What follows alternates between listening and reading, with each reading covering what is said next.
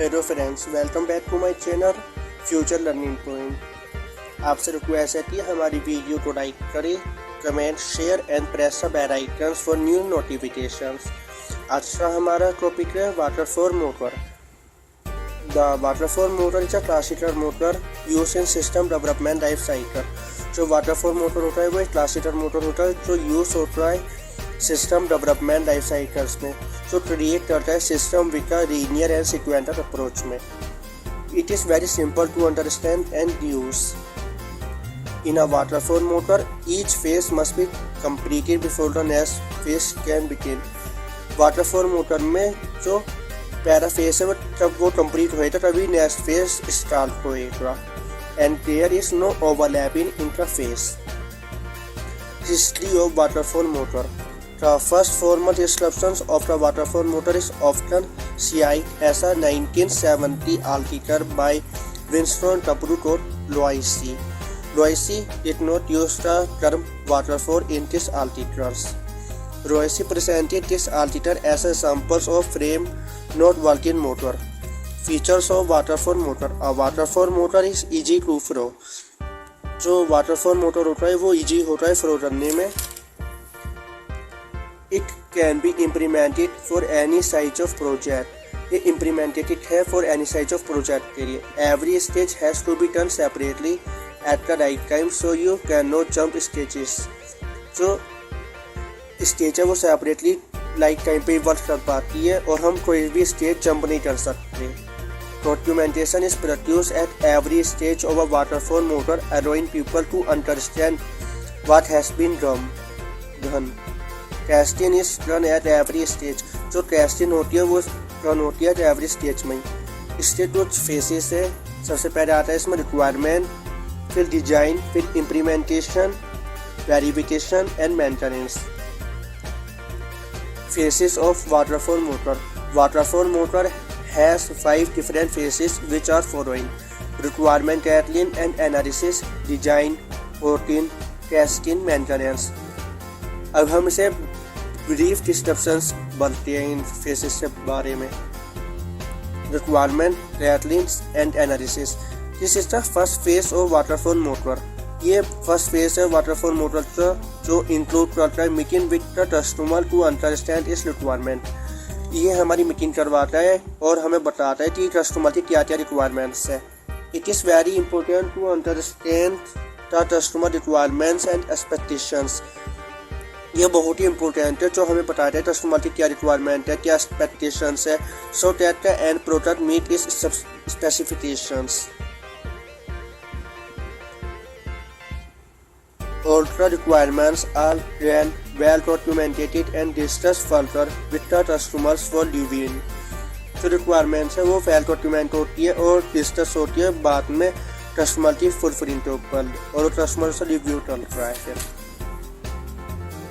Requirement gathering and analysis phase. The basic requirements of the system must be understood by software engineer, who is also called analyst. Design. अब हम बात करते हैं design के बारे में। The requirement specification from first phase are established in the phase and the system design is prepared. पहले हम कस्टमर से उसके बारे में पूछते हैं, फिर उससे डिजाइन के बारे में पूछते हैं। This system design helps in specifying hardware and system requirements and helps in defining the overall system architecture. सबसे पहले हमने रिक्वायरमेंट्स पूछ ली कि क्या क्या रिक्वायरमेंट्स है आपकी, क्या स्पेसिफिकेशन है आपको है, फिर हमने डिजाइन करा उसको, फिर हम कोडिंग करते हैं उसे। Coding is a step in which design is translated into machine readable form. जो हमारा डिजाइन है वो ट्रांसलेट होता है मशीन रीडेबल फॉर्म में। If the coding phase software design is done in sufficient detail can coding is can be run effectively. Programs are create in this phase. इसमें programs create होते हैं। Testing. अब हम बात करते हैं टेस्टिंग की। During testing the code is slowly examined and modified. Small modules are tested in isolation initially. After that, these modules are tested by writing some overhead code to check the interaction between these modules and the flow of intermediate output. अब हम बात करते हैं इसके maintenance. This is the final phase of the waterfall model in which the complete software product is handed over to the client after alpha beta testing. ये final phase होता है waterfall model का, इसमें कंप्लीट सॉफ्टवेयर प्रोडक्ट तो hand होता है client को after alpha beta testing के थ्रू।